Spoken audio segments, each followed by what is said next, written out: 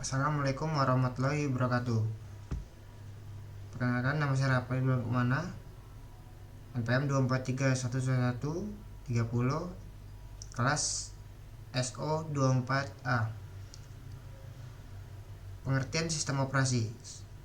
Software yang berfungsi mengelola seluruh aktivitas komputer, menjadi perantara antara pengguna hardware dan aplikasi, mengatur cara kerja CPU, memori, penyimpanan, dan perangkat lainnya.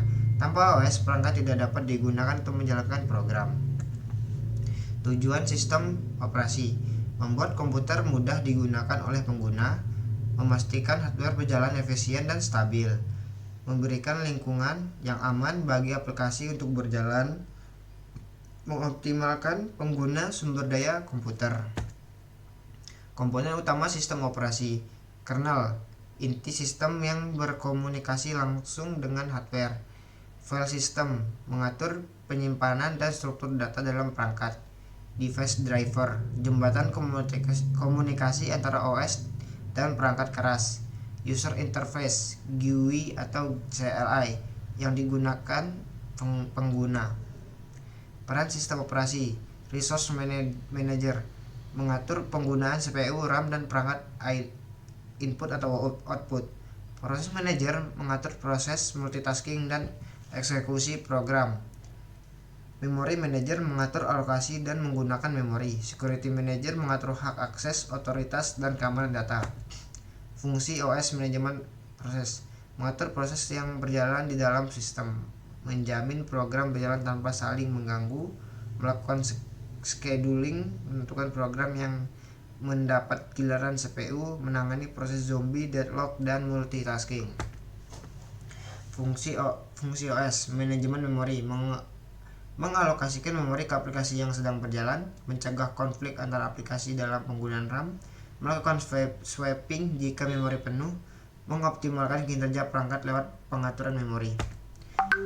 Manajemen file, membuat, menyimpan, memindahkan, dan menghapus file, mengatur struktur folder, menjaga keamanan dan akses file, mengatur jenis file sistem seperti NTFS, FAT32, XST4, PFS.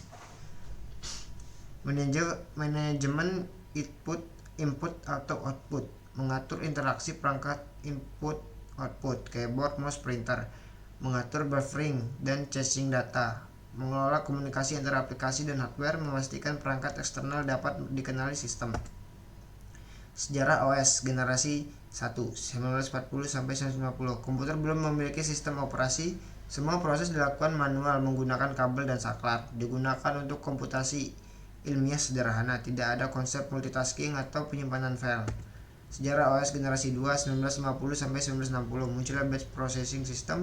Pekerjaan dikumpulkan dalam batch dan eksekusi otomatis. Mulai digunakan patch cards sebagai input. Operator manusia digantikan otomatisasi sederhana.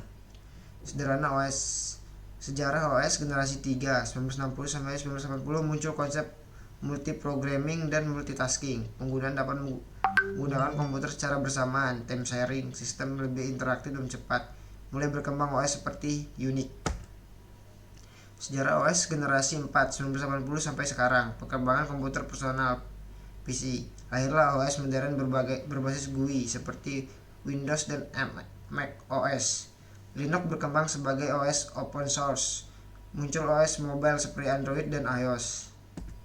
Contoh sistem operasi populer: Windows OS paling banyak digunakan pada PC, Mac OS eksklusif untuk perangkat Apple, Linux bebas dan open source digunakan untuk server dan dev. Android OS mobile paling populer di dunia, iOS OS mobile eksklusif dari Apple. Penutup: sistem operasi adalah fondasi utama perangkat digital, berperan penting dalam mengatur hardware dan software, terus berkembang mengikuti kebutuhan teknologi modern. Memahami OS membantu kita memahami cara kerja perangkat. Saya akhiri, wassalamualaikum warahmatullahi wabarakatuh.